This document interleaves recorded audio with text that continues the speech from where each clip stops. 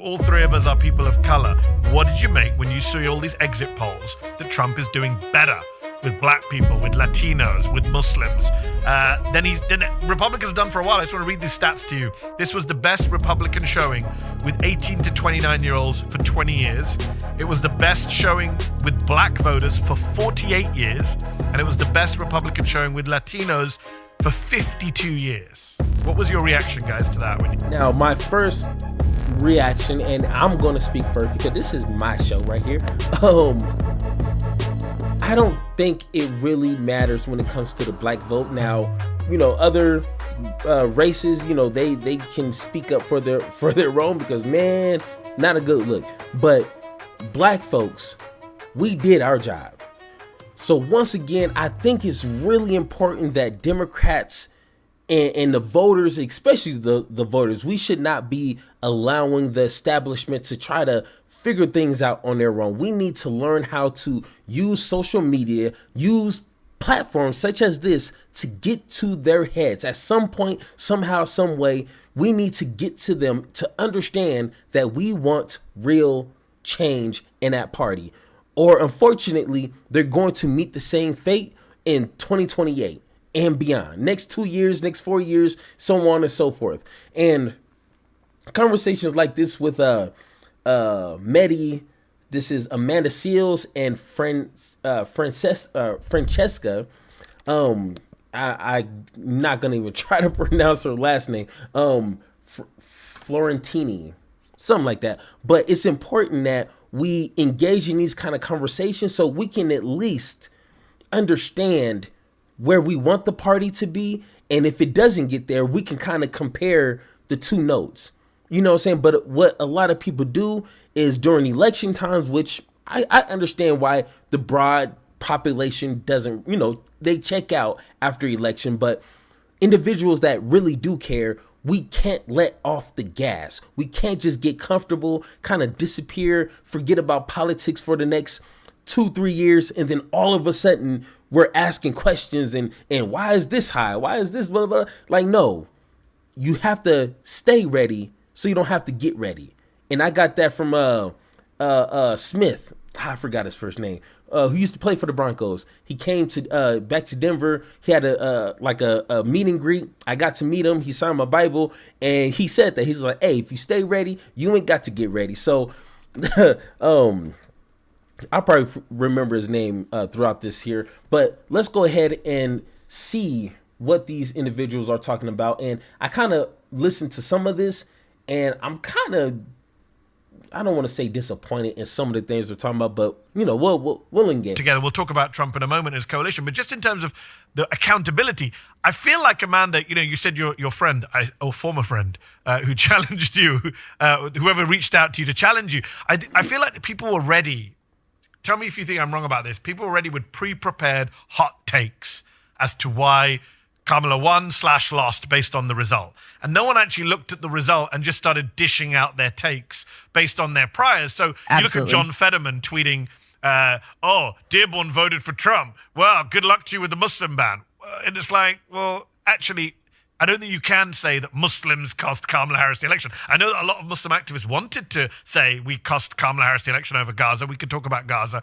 But they lost across the board. She lost every swing state. Yeah. She lost with Latinos. She lost across demographics. And I just feel like people just come along with these takes being like, you're to blame, this person's to blame. It's so lazy fundamentally. And cable news goes to all these. They had Hillary Clinton's, one of her guys, on the show talking about why. Shut up. You lost in 2016. Why are you on the show in 2024 telling us why people lost? And that's my big problem. It's all intellectual laziness, though, right? That's really where we are. We're just in I call it the age of idiocy. We're just in a really intellectually lazy season that seems to continue and is perpetuated by the same media spaces that Francesca was just talking about. It's really about how do we get clicks? It's how do we get hot takes, et cetera. And typically, the intellectually fortified folks aren't giving them the hot takes that they really want.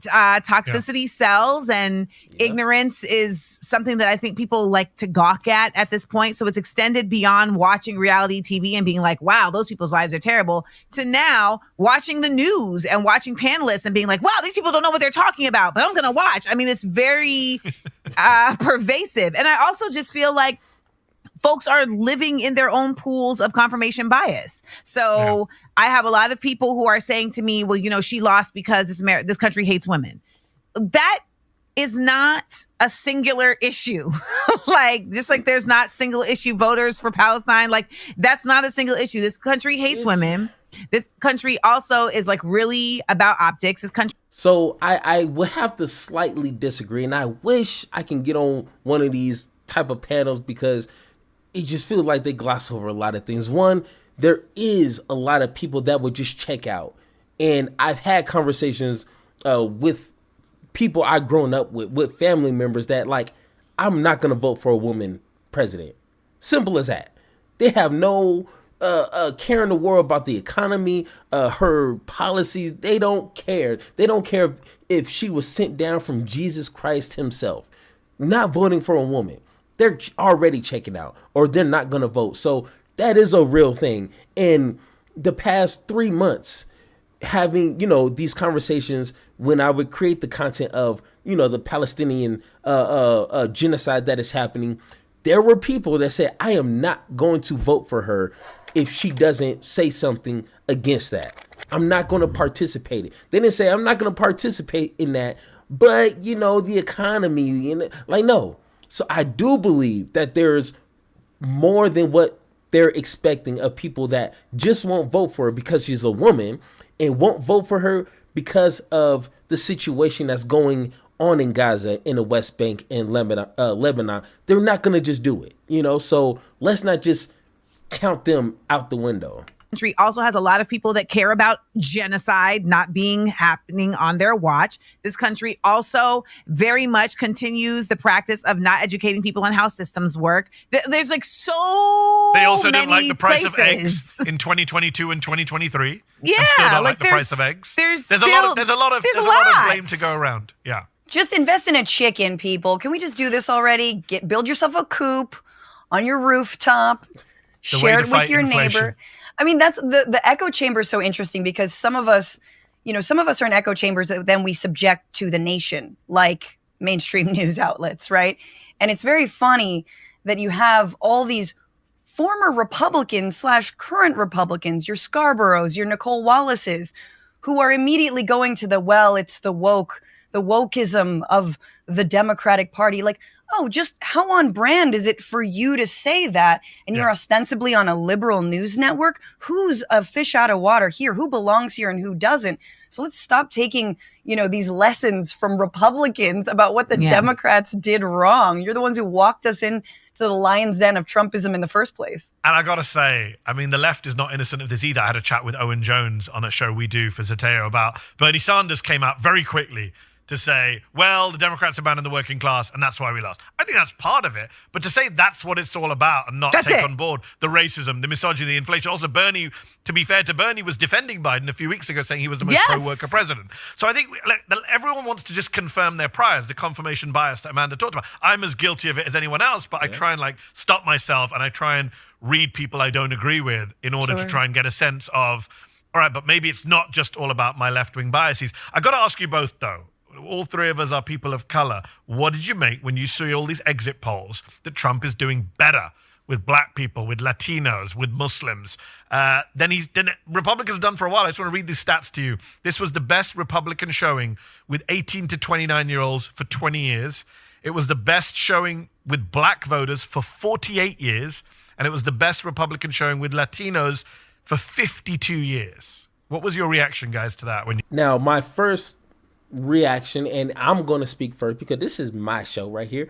I don't think it really matters when it comes to the black vote. Now, other races, they can speak up for their own because, man, not a good look. But black folks, we did our job this go around. You know what I'm saying? If you look at the numbers, I don't care if Trump's numbers went up 2, 3, 4, 5%. we did our job this year. You know what I'm saying? So a lot of people want to keep lumping us in with, Hispanics and black folks and this and this. We did what we were supposed to do. And by people still complaining about that, you start to create a wedge on your allies. You know what I'm saying? Like I made an example in my last video, it's like a movie where, a buddy, like a team cop, cop 1 and cop 2, they're ready to bust into a room full of, villains or whatever. And, cop 1 says, hey, on 3, I'm going to kick in the door and we're going to just go in there and just start whooping on everybody. And, cop 2 is like, yeah, go for it. And cop 1 says 1, 2, 3. He kicks in, put your hands in the air, and he looks around and his partner is gone. And he looks around the corner, his partner is just booking it down the hallway. And it's like, you just ditched your friend. And that's how black voters feel about Hispanic voters, about especially white voters. It's like, you guys, did this whole thing for 4 or 5 years of, where we're, unity and this, and you guys vote for the most, decisive, president ever. That doesn't work, so let's continue. I'm sorry. I mean, it's super disappointing when you hear those stats. And so I'm of two minds. On the one hand, I think it is really important to understand that white supremacist, fascistic thinking can be extended to many, many people of different races and ethnicities and cultural backgrounds, especially in the United States. Whiteness has been a historic process. Italians weren't considered white, Irish weren't considered white. Now they are. And I think Latino voters, for example, are sort of on that precipice. But the cost is what? You always have to buy into anti-blackness. And that is I think African Americans never are afforded this unless you're, Candace Owens or whatnot. So that's one thing. But I look to like movement leaders, and Working Families Party has done an amazing job, and other folks who are saying, look, even though we see these exit polls, let's not let them divide us, not let them divide the working class, the 99%, however you want to call it. Let's not buy into these narratives about Latino men and, black men and all this. Let's remember, keep our eye on the prize, remember who we're actually fighting here, which is the billionaire class. They're not fighting them, though. They want to be them. And I think that's a good point. The part that we have to reimagine what our communities look like outside of lines of culture and tradition and race and ethnicity, to really look at values, because that's what I think is actually differentiating us. I can say that I am in the same pool of bullshit that Black people have to put up with, right? But I respond differently to that than some other folks that may have same bullshit, right? Like you said, like Kundis, like she's going to respond differently than I would. And so I think what we're looking at is how there are groups that are within groups that are aligning themselves with certain American ideals that are outside of their cultural and ethnic realities within this American like social structure. And it's confusing because we're looking at it like, they don't like you, right?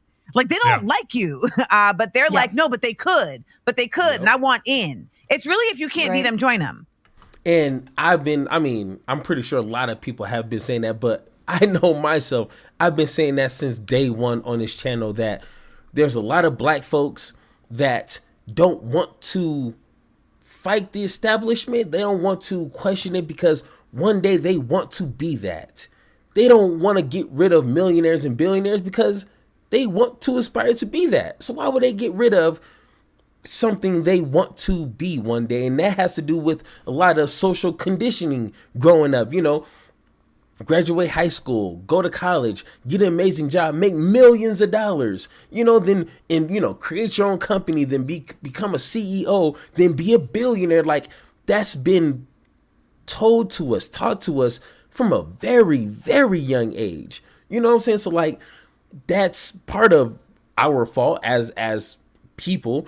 But even being, voting for Donald Trump and his racist rhetoric, like a lot of people just assume, like, and I'm talking about black folks, if I'm not like other black people.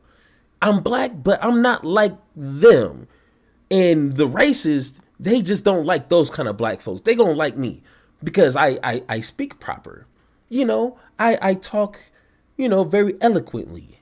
And, I play golf, at the local country club. Like they feel themselves not being black, but they know they black. So, it's it could be a long, interesting conversation, but I mean, she's right. She's spot on. Yes, 100%. And it's obviously certain groups. I see it. I'm not going to speak for Latino folks, but I look at the polling that a big chunk of Latino folks don't define themselves as people of color. And I do look at the Muslim community, which has its own anti-black tendencies, even though millions of Muslims are black Muslims. But in the Muslim leadership and the Muslim space, we talk about Muslims in America as if they're only Arab Americans or Pakistani Americans, etc. That's clearly, I don't know if you saw, I did an interview with an imam, a Yemeni American imam who endorsed Trump at his rally in Michigan. Deeply depressing interview for me to be talking to Muslim leaders who really think Trump's going to be good to them. Like, as you say, man, he'll be good to us. He'll like us. He might not like those other people, but he's promised us he likes us. And that is a fundamental problem, I think, for a lot of communities. On the money side, Amanda, you said something that jumped out at me. You said they want to be billionaires. Yeah. I saw some polling this week that showed that Trump voters, despite being sold as the left behind, anti-establishment, white working class coal miners, tend to be people who admire the wealthy, which actually shouldn't surprise us because they're all voting for this guy who they think is a successful billionaire businessman. He's not a billionaire and he's not a successful businessman. But I think that is part of the mythos as well around Trump in particular. Do you guys think that if Trump ever leaves the scene, God help us, if he's not with us for the rest of our lives, if he actually does retire from politics, can the Republicans replicate what they just did? Part of me feels that a lot of this is just about Trump. Yeah. That there isn't, the only good news is there isn't a mini Trump 2 waiting in the wings. It's not Hold on. let me go first. I think it's definitely not going to be another Trump, but I think a lot of people are going to continue to try to adapt to Trumpism or whatever that's supposed to mean. Like, they're going to try to continue that same crazy rhetoric, the same crazy, woke and trans people and immigration and inner city people, which, means black folks. They're going to keep putting pressure on boogeyman type of situation and cultural and social type of conversations. They're not going to talk policies. They're not going to talk, positive progressive legislation. They're not going to do that. And by them not doing that, that creates, more time for them just to be annoying and just have nothing of substance to talk about, which is, the Democrats' kryptonite. Because then they get lost in those conversations to where they're not talking about what matters. They're playing defense because Republicans are saying that they want to trans every kid. Well, what are Democrats doing? Spending time defending that and not talking about policies. And then the next thing you know, people are saying, we don't want you to trans our kids, so we're going to vote for Republicans. And it's like, no, that's not a real thing. You shouldn't be voting on something that's not really happening. It's not happening. So that shouldn't be your political mountain that you're dying on. So let's hear what they gotta say. Transferable. I mean, you see Carrie Lake losing her election in the Senate, and you see, Mark Robinson is ridiculous, but yeah, it is just not a transferable, vibe, zhuzh, whatever. And we hope, inshallah. Yes, inshallah, right? And even I'm very excited. The one thing I'm looking forward to, other than the general strike in 2028, is when the Republican Party tries to convince Trump to not try to stay in power after 4 years and to pass the baton to J.D. Vance. Because that's going to be beautiful. Because they will run Trump into sort of like Teenage Mutant Ninja Turtles like brain situation where he's just sort of like a floating brain inside of a robot that Elon Musk has created. Like, they'll run him as long as he has any little like firings left. Once the Neuralink implant works, they'll run Trump forever. But like, so I am looking forward to that future fight. I mean, the big question is, does he actually vacate the scene? Some of us think actually he's the kind of guy who would happily run for a third term if he can find a way to justify it. JD Vance has the charisma of a pot plant. He's not going to win on his own. I refuse. So to rude to that. succulents. I know, so rude to succulents. Very One question I do want to ask you before we talk about the future, and I do want to talk about what's coming next. Wait, I didn't get to say anything about that. Please talk about succulents. I prefer succulent. Because I was about to go in. No, like we saw technology advance. We've seen technology advance at like this astonishing rate, right? And it's advancing at a rate faster than ever it has before. And I just have this feeling that now we're watching like the process towards the collapsing of this whole thing start to also pick up speed, in the sense that this is the first time that I ever felt that ignorance was not bliss, and that it was actually knowledge that had a lot of people that I knew feeling very at peace with whatever happened, because they knew that whether it was Trump or Kamala, the system itself, the establishment itself, is incredibly dysfunctional. And I know that 4 years ago, I didn't even know that.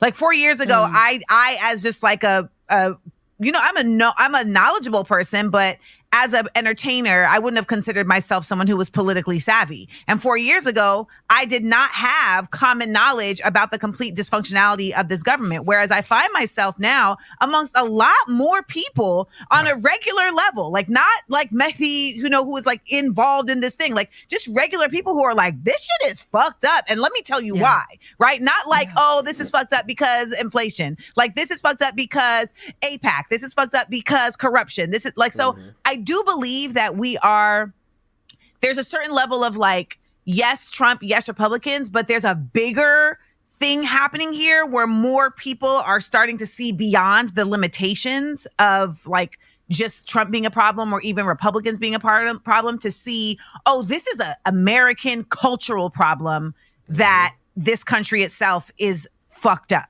Just to be Yeah. And I mean, she hit that on the nail. And the only problem I would say, or just rebuttal if I can, is it's not enough people. You know what I'm saying? It's not enough people saying, hey, hold on, time out, red flag, stop the play. We need to change some of these things here. And first off, starting with money in politics, big money in politics. We should not be allowing these super PACs, 8-packs, any packs, your packs, a 6-pack, any packs to be donating millions of dollars to candidates. Like you're literally buying them. Like you're not giving, Elon Musk didn't give Donald Trump, over $200 million because he really likes the hats. That's not how that works. And if you're naive enough to believe that, then, I got a couple of bridges in my trunk to sell you. Like you're buying for favors. You're buying for some sort of leniency within the government for your business or whatever, projects you're trying to run. Like that's obvious.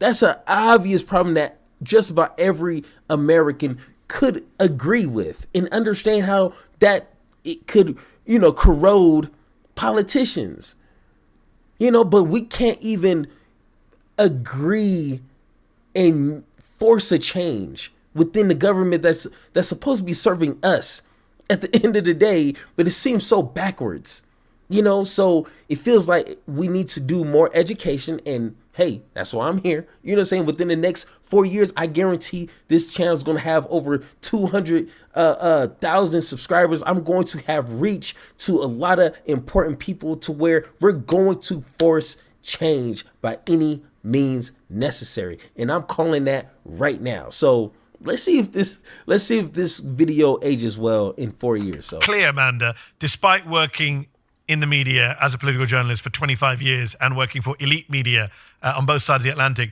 my position also is this shit is fucked up as the best summary. No, but I'm of saying our that political moment. you, yes, and I appreciate this shit is fucked up is the It's a perfect high level summary of our ivory moment. tower version of it. Yes. And I think this is, just quickly, it's a moment to bring liberals into the fold. Those who didn't have that structural analysis, thought maybe Democrats had it together, then look at the $450,000 that was spent to splash Kamala Harris's face on the dome in Las Yes. Vegas, the blob, and are like, maybe this wasn't the best use of funds. But I think it's And before they kind of just go on with that, like that's literally how I transformed just within 2 years, just really digging into politics. I was a hardcore Democrat, and it was just, I guess, a surface level understanding. Like, hey, Republicans are racist. They don't really care. The Democratic Party, they do care. But once you start kind of folding back some of those layers, kind of looking at the history and seeing what they're doing, 2016, 2020, and 2024, like, oh, okay, hold on, time out. This party's not for the people. Okay, like, let's just be honest. They're not for the people. They're just another version of the Republican Party. And that is not okay. And like they say, this is fucked up by a large scale. But I do feel like if any positive change is going to happen, it's going to happen, one, either through a third party, which a lot of things will have to be changed even before that could be a valuable third party, or transforming the Democratic Party to a more progressive party. The Republican Party is lost and gone. That's not even imaginable at this point. This is not going to happen. So really, it's either don't participate and just enjoy this thing until the wheels fall off, or invest your time and energy into a third party, or trying to transform the Democratic Party to something more palatable for the American people. So, boom. it's shedding labels like liberal, though, right? It's like that Right. to me, I think, is part of what's has to happen right now. There has to be a lot of shedding, like even like Republicans shedding, like, am I a Republican? What does that even mean at this point? I don't even know what that means at this point to them. They're just a cult, but even the Democrats. It's anti-woke. Like, if I just had to put one word that they would use themselves, even though I hate that word with a passion, only because they transformed it into something stupid by every measure, but it would be anti-woke. So anything that is not, that doesn't reflect their core values, like, men and women only, white and Christian, if it's outside that bubble, it's woke to them, and they're anti-woke. So that's just my definition in a nutshell. Democrats have taken on cult-like Yes! characteristics, especially over Gaza that we talked about earlier. This idea that the reaction to Biden and Harris doing a genocide, refusing to budge on doing a genocide, even when they're told they'll lose key states for doing a genocide, and the reaction from a lot of the voters is to say, you bastards, rather than say, why didn't Biden and Harris budge on the genocide, right? That's just like Occam's razor. Like, why not just say the easier option would have been budge on the genocide, rather than we're going to blame people in Michigan who didn't want to vote for the people who got their cousins and uncles and aunts and Yes. siblings killed in Gaza. For me, that's really bad. But what's frustrating on the other end, and let me both sides this, is I'm also a little bit upset with some of my leftist friends and Muslim friends who told me for 6 months that when we force Harris to lose Michigan, Democrats will listen to us. No, they won't. Democrats always shift right after losing an election. Now is not going to be any other different time. I don't think Muslims or the left have gained any particular political leverage after the result in Michigan. I don't think Democrat strategists are waking up today going, And to his point, one, and like I said in plenty of times in my videos, I blame stupidity, people being misinformed, thinking that Trump is going to do X, Y, and Z, and just knowledgeable about the world that we're living in. I blame it on misinformation. I blame it on Democrats for not, it's just really basic, giving the people what they want. I made a whole long list, but just listening basic listening and responding. They did not do that. They tried to tell you what you wanted to do. And it's like, no, that's completely opposite. And then I blame the voters, because even though we know the Democratic Party is ass backwards on a lot of things, letting the Republican Party is 10 times worse than anything Harris could have done. So it's like, yeah, it's a hard battle, but hey, we got plenty of time. Only we'd been more tougher on Netanyahu. Maybe they're briefing that in private to people. And I saw some stories saying that, we wanted to do more to split, but I don't think they're going to do that in any policy terms. In fact, I think the whole Democratic Party in Congress now, under Hakeem Jeffries, is going to move to the right on Israel to try and keep track with Netanyahu and Kushner and all the freaks he puts in power. So unfortunately, it was a lose-lose in that situation. I do want to ask about the media, just return back to the media very quickly. In all the fallouts and postmortems, one thing that's popped up everywhere is, what about Joe Rogan? Why didn't Harris go on Joe Rogan? Do Democrats need their own Joe Rogan? Francesca, what is your reaction when you hear the words Joe Rogan? I mean, watch your drink, number one. But also, Rogan has mass appeal. There's also a lot of women that listen to Rogan, even though it's predominantly men. I had an anti-vax vegan hairdresser who I had to break up with because I was like, please get vaccinated. She was great. It was very sad. But she listened to Rogan all the time. And I'm like, that checks out. So he's massive. I mean, he does have a special sauce, dare I say Trumpian. And he also wasn't necessarily always a right-winger, right? He just allowed a bunch of Nazis to come on and didn't challenge them, but he also had Bernie Sanders on, and and Democrats attacked him. How dare you go on, Joe Rogan? Well, because he's massive. So, but to me, the whole idea of a Joe Rogan of the left is silly, because Joe Rogan is who he is because he is just a mainstream ass character that speaks to fragile men, and part of that is kind of punching left and also down and at women and at trans people and at people of color and mocking them. And that is not something that I think the left would want to replicate. However, I do think we have to understand that when someone is massive, go with that. Here, my example is this. If the Haktua girl wants to talk about socialism tomorrow, she's another white girl that got a massive podcast deal because they really spawn them like crazy.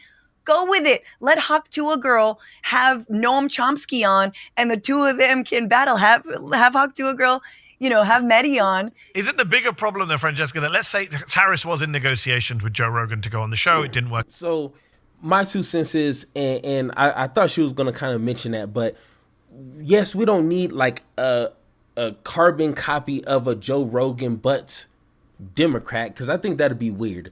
But I do think we need a more gangster type of figure. You know what I'm saying? If that makes sense to you, we need someone who is not worried about being politically savvy and walking around suit and tie and just acting like they're better than everyone. We need individuals who are going to speak to people like people. You know what I'm saying? Speak to you like we're at work and we're just talking about politics. We need individuals that are down to earth and not always trying to preach to people, but motivate people and teach people and get people inspired to be progressive and think about others instead of just themselves. And, I'm talking about myself, you know what I'm saying? Because I know myself better than anybody else, but we just need more individual voices like that. We do have a few like Hassan Piker, not really caring of some of the things you might disagree with, little here and there, but overall, that's an ally. You know what I'm saying? And we need to stop nitpicking with other individuals you don't agree with everything that I believe, so I'm not going to mess with you, or I'm not going to watch that channel because he has this different position on this one or two things. It's no, grow up, understand not everybody's going to be perfectly aligned with you, and just get with the program. Align yourself with like-ish minded people, and then maybe we can have some traction. One thing that I kind of do respect with the Republican Party is I don't care if Vivek really doesn't like Joe Rogan's podcast. He's not going to say that out loud. He's going to go on that show every opportunity he can get, even though he may not like the face that Joe Rogan has. Hates his guts, but he knows it's for a bigger purpose. And that purpose is to win so they can, enact whatever policies they want to do. Democrats, the left, progressives, no, we're too busy saying, he doesn't want $18 an hour. He wants 16. So I'm not going to mess with him. Like, no, get over yourself, and I think that's a good spot to stop there. It's like a whole nother, 18 minutes. If you guys want to watch, the rest of that video, I'm pretty sure you guys know Mehdi. If you guys are watching me, you know Mehdi. So go over there, check out that video, watch the rest of it. But other than that, we just need to step our game up. And like I said, we got a long 4 years to do that. So don't get comfortable. Stay ready. So in the next 2 years or the next 4 years and beyond that, you don't have to get ready. So stay ready so you don't have to get ready. But once again, if you guys agree or disagree with anything that I said in this video, let me know in the Discord link so we can have that one-on-one talk, or let me know in the comments down below. And like always, let's have that conversation.